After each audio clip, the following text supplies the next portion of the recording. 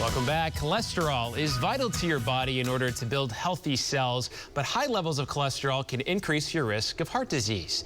This Wellness Wednesday, Dr. Tyler Ellington from Hillcrest Hospital is here to discuss when we should consider talking to our doctors about our cholesterol levels. Dr. Ellington, good to see you. Thank you so much for being here.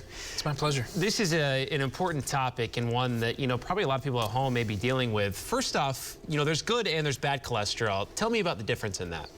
So when we talk about good and bad cholesterol, what we're actually measuring are some transport molecules in the blood. They're the high-density lipoprotein and the low-density lipoprotein. So we abbreviate those HDL, which is the good one, and LDL, which is the bad one. HDL is, we think of it as being sort of protective because it helps your body get rid of extra cholesterol, and LDL kind of does the opposite. So we think of it being a little more dangerous when you have high levels of bad cholesterol. Yeah, why does it vary from person to person too? I mean, are there environmental factors? Are there genetic factors with it? Yeah, so genetics definitely play a role, and there are people with familial disorders that can be inherited from, from parent to child, and those people can have extremely high cholesterol numbers, and they're at the highest risk of developing cardiovascular disease. As far as the good cholesterol, there's a genetic component to that too. There's an environmental component where people who live a healthy lifestyle and exercise regularly, eat a healthy diet, are going to be, they're going to start out with pretty good numbers of good cholesterol, and they'll be protected by that. When should somebody come in and see their primary care doctor and get their cholesterol levels checked? And it's probably, good just as part of a physical to kind of look at it, monitor it. So people who are over the age of 45 should be getting it checked regularly.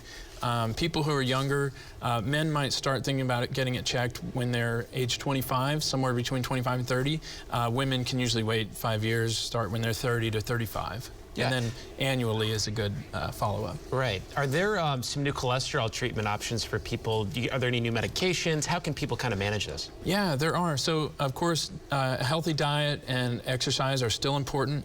And when I talk about a healthy diet, I'm talking about eating lots of fruits and vegetables, 3 to 5 servings of each, whole grains, exercise, not just, being busy at work, but getting time to exercise 5 days a week. And so those are still important. The old medicines are still good. We're still using statin medicines. They work really well for most people. But the exciting thing is that we have some new options for people who either took statins and didn't get the results that they need, or who tried to take statins and had some side effects. Yeah. Are there side effects with this? I mean, what are some things that people may be hesitant to get on something like that? So the newer drugs, of course, new drugs can be expensive.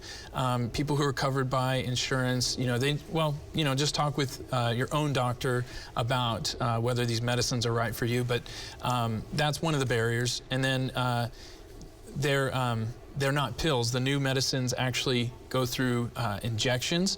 The good news, and I'm somebody that hates needles. I've always been afraid of it, at least when they're pointed at me. I don't mind them when they're pointed at when elsewhere. You're given the shots, yeah. Exactly. But, it's the good news on the, for people who are afraid of needles is this is only like every 2 weeks and sometimes even once a month treatment. The newest medicine that's coming out that we're using is actually something you get infused every 6 months. Wow. So, this is exciting stuff. Probably the big thing, just live a healthy lifestyle. That's what you always recommend. That's a good place to start. All right. Dr. Ellington, thank you so much. Good to see you. We'll be right back after this break. Stay with us.